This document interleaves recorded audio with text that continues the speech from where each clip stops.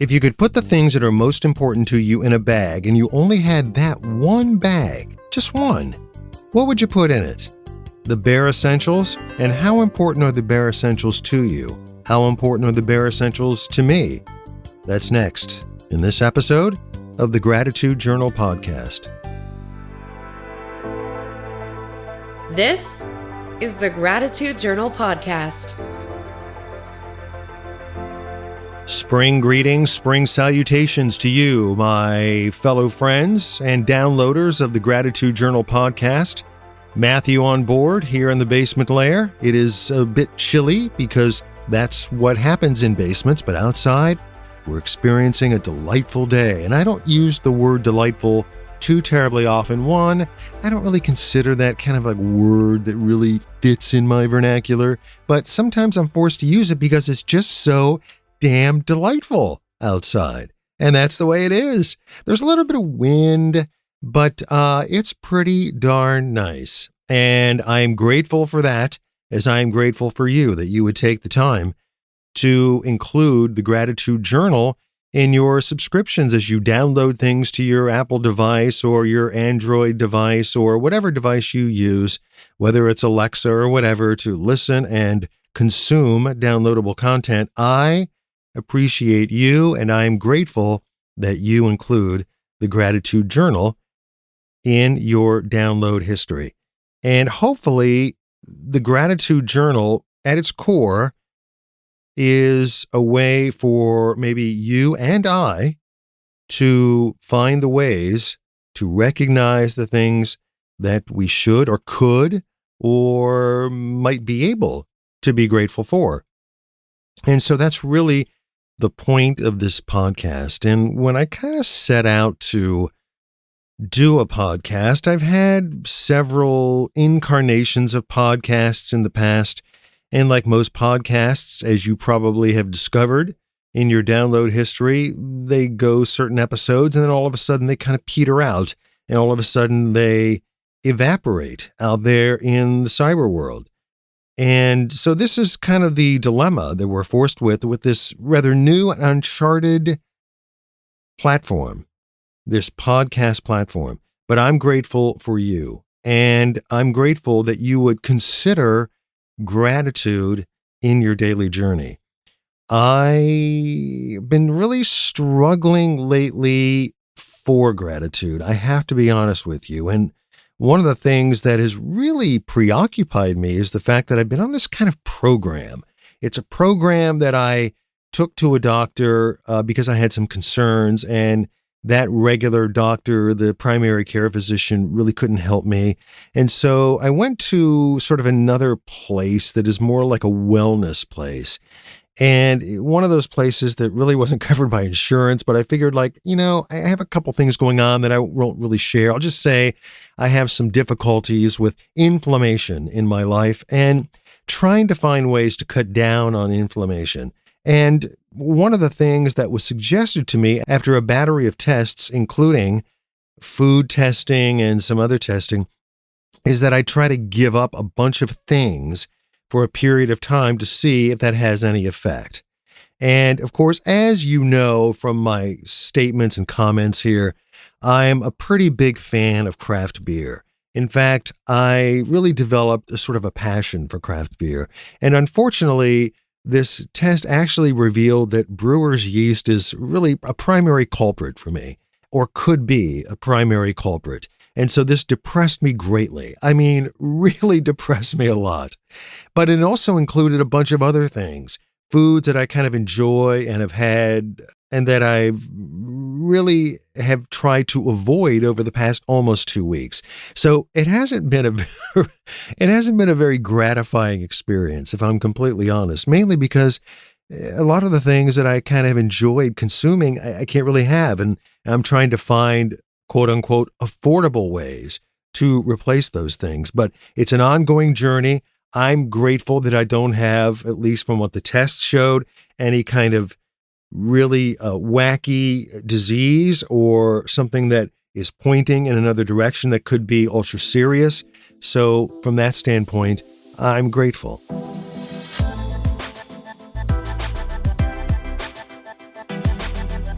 Back when I was motorcycling, and this will be the second summer now that I will be without a bike.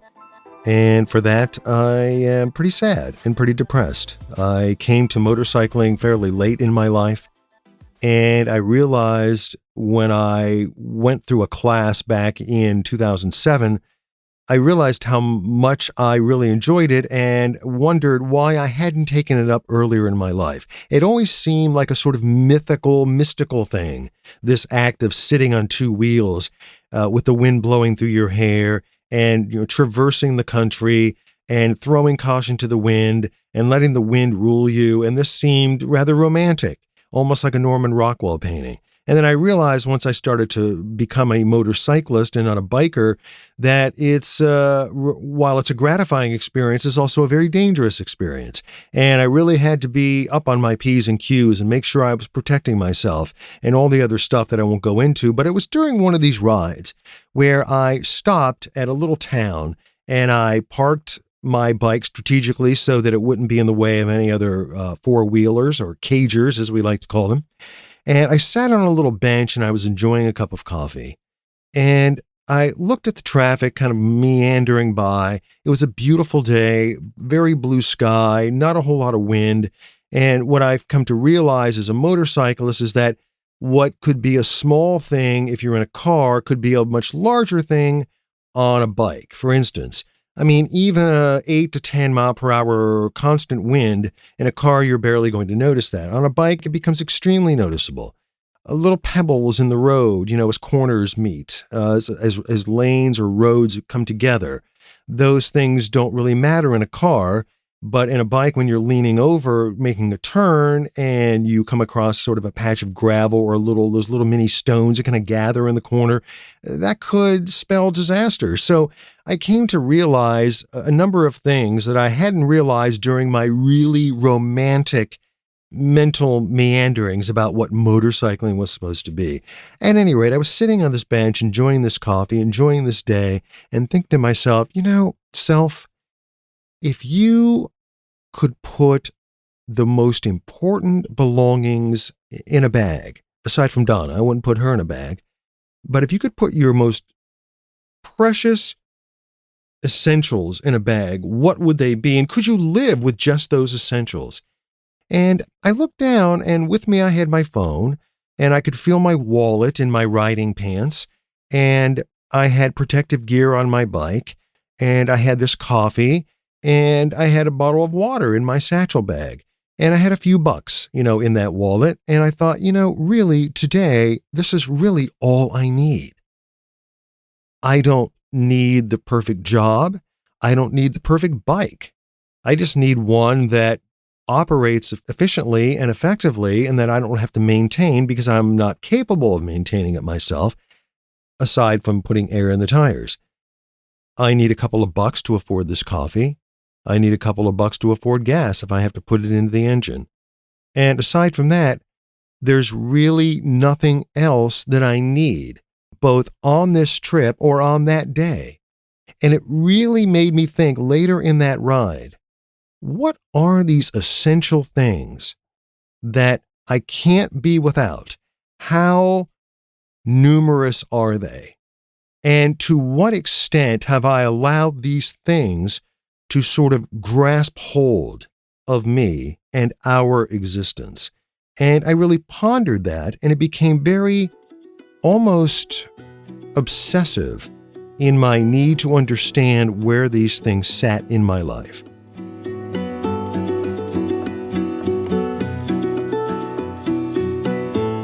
In 2006, I left a job in Pittsburgh, and I was set to move us to Atlanta to take a similar job.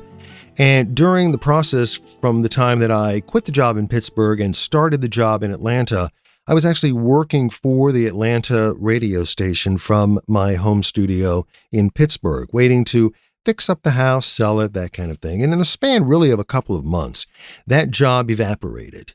The new job evaporated. So I couldn't go back to the old job because they had already hired somebody. And I had these freelance clients that I worked with. Some of them I still have today.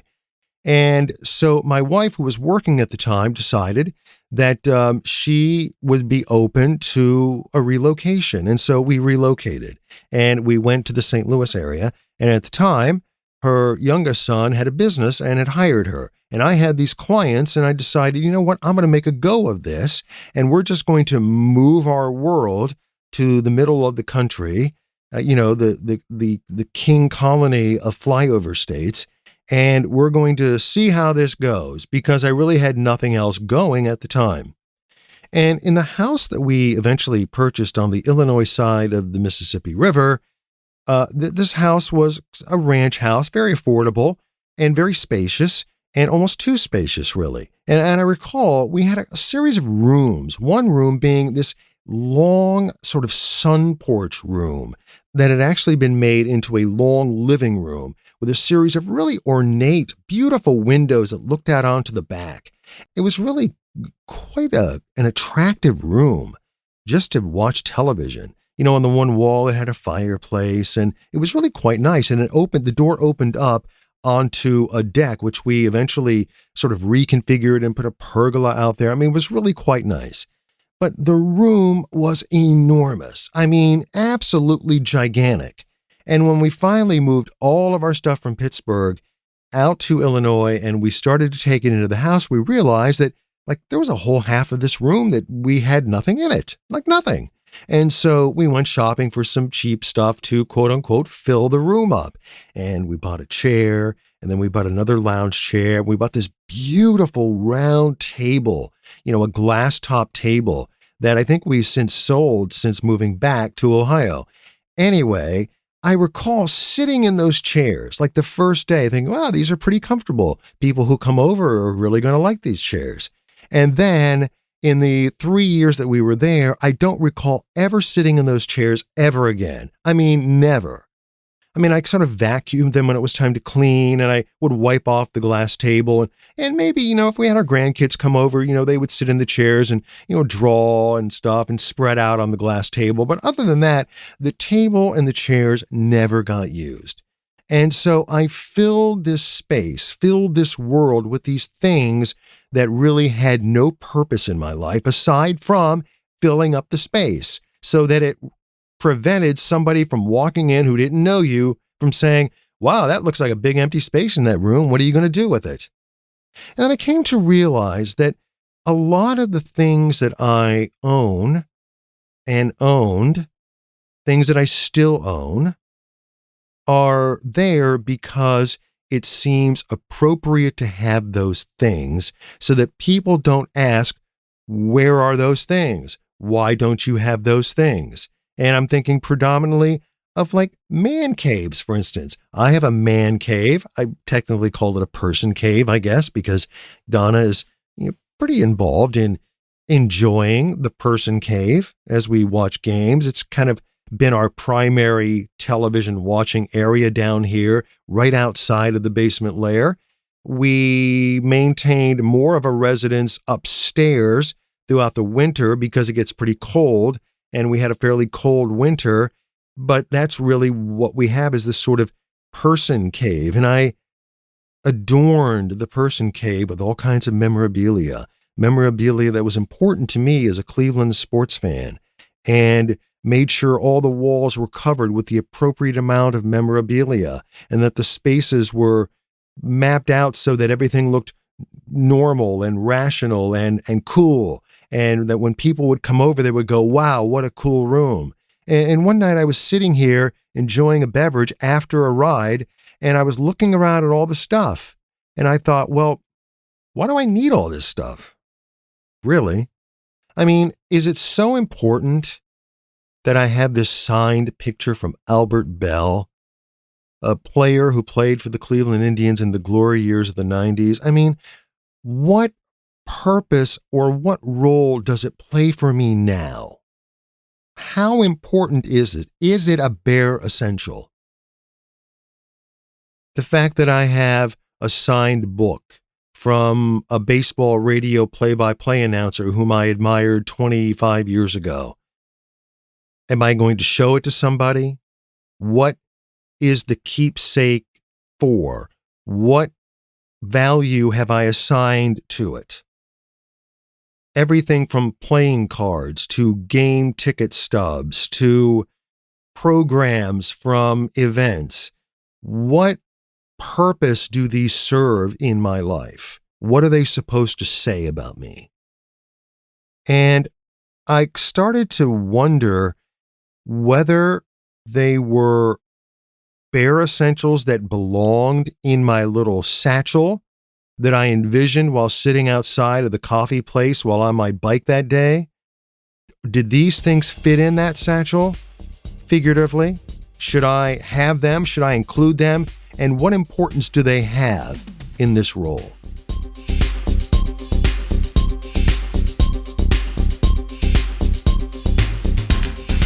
I don't find a whole lot of room for arguing with somebody when they say that we sometimes deal with anxiety and depression by surrounding ourselves with things that are familiar, because I believe that that's true. I believe that the accumulation of things, I think we want it to say something about us. Like we want a deck that looks like a deck that has all the things that a deck should have on it so that we can admire our deck. And when people come over, they can say, wow, what a great deck you have. And then once they leave, you realize that you hardly spend any time on the deck. You have a grill on the deck, but how often do you really use the grill on the deck?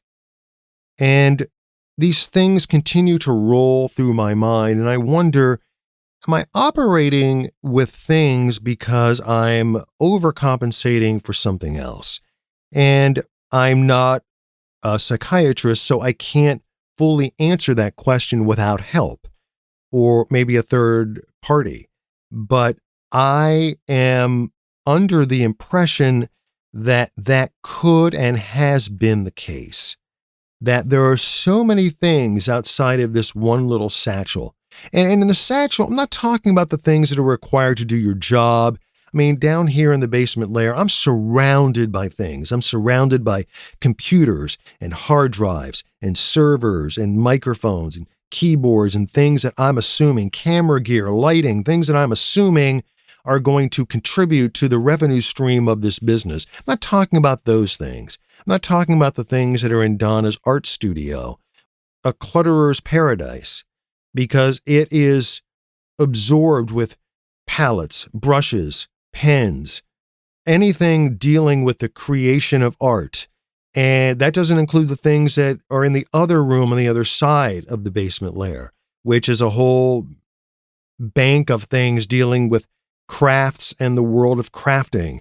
This is an interest of hers, and I would never dream of taking those things away. Have I suggested sort of downsizing a little bit? Yes, but I'm not talking about those things in the satchel. I'm talking about the bare essentials, the things that are most critical, the things that are most crucial. And as I work my way through what this decluttering, downsizing thing means in my life, I wonder, is this a thing for us to contemplate? Is this a thing for us to be grateful for? That we have been grateful for the things that either we have been afforded or that we have been able to afford. And should those things, can those things be devalued enough to pass them on, to give them? Yes, in some cases to sell them, but to relinquish our hold on them so that we can better appreciate the gratitude we have for the things that we truly have. The other night, I was sitting in the chair upstairs because it was still a bit chilly and I didn't want to take our world in the evening downstairs until it started to warm up a bit, and that's happening. But I was sitting in the chair, and one of the things I can consume is some distilled spirits. And I'm not a big fan of distilled spirits, although I have quite a bit of it here because I'm kind of a single malt Scotch fan, but I don't have it too often. But this is one of the things that I can consume during this experimental period. So I opted to have a beverage, and I was sitting there sort of admiring the tint of this 18-year-old Glenlivet in its singular little scotch glass. I'm sure there's a proper name for it. My friend Dan would know that for sure. I don't. But it looked nice, and I was kind of holding it up against the light, and it just looked remarkably nice. And I actually took a photo of it for my Instagram feed, and I was just kind of admiring the taste and really trying to absorb the taste. And I heard the shower going on inside the bathroom, and Donna was in the process of taking her shower, and we were getting ready to sit down to watch a series that we have watched years ago and we have been rewatching, and that's the series Justified. If you haven't seen it, it's one of my favorite series of all time. At any rate, I had it on pause, and I was just kind of looking around the room, and I realized that amongst a pandemic and people losing their homes and people unable to pay their rent and people suffering from job loss, that the light next to me was on. And with all of the hardships that we've experienced this year, including my business, I was able to pay the electric bill. And so I had light. And the glass I was holding was a clean glass. I was able to extract it from the dishwasher the day before. And I realized that I had water to run a dishwasher and that I had a dishwasher. Some don't. And I sort of marveled at that. And that I was looking at a television that was on pause, and I realized that not only did I have a television and that I was able to pay the electric bill, but I was going to stream a program that we had been enjoying, which meant that I also had a few extra coins to pay the cable bill, the cable company that provided me internet access. And these bare essentials made me realize how grateful I was for them, that I take them completely for granted. And that I know that if I get to the point where my business is going to be struggling to the extent that I will have trouble paying one of those, then I will have moved into a completely different area. And of course, this podcast will take on a whole different meaning. That presupposes that I would have the capacity to upload this podcast. But for those bare essentials, I was grateful. And I realized that my mission is to continue to centralize the importance that I have on the things. And while I try to preach this minimalist philosophy to Donna, and although she hasn't really grasped hold of that and maybe doesn't have an interest to, I realize that for me, in my world, it's something that I think is essential, just like those bare essentials. And I'm very glad that I was able to at least find a couple of minutes to appreciate the gratitude I have for the bare essentials that I'm able to afford. And I think it bears reminding ourselves from time to time to be grateful for these things that we oftentimes don't think about, and that I do not do it enough. And I'm trying to make a mental note to do it more often.